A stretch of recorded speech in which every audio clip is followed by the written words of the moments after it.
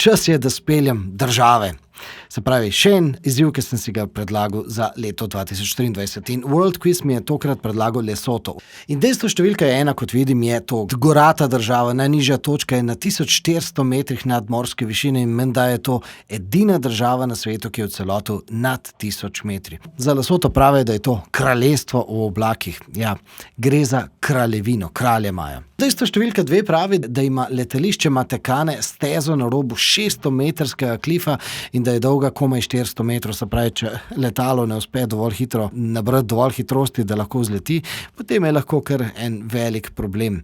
Menda je to najbolj strašljivo letališče na svetu, je pa res, da se najdejo različne podatki. Po enih lestvicah je to šele 3. najbolj strašljivo letališče.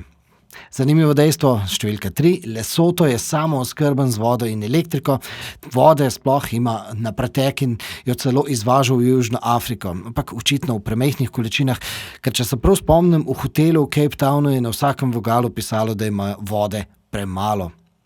Da naj se stoširam čisto na kratko. Pa še en zanimiv podatek sem našel, bogati so z diamanti, skoraj da živijo od teh diamantov. In zdaj, če se prav spomnim, so mi to državo omenili lani v Antwerpnu, ko sem spoznal mojstra poliranja diamantov. Bom priložil link na tisto zanimivo, ampak že zdaj povem povsem neavtomobilsko zgodbo. Torej, Lesotho, to državo moram nujno enkrat obiskati.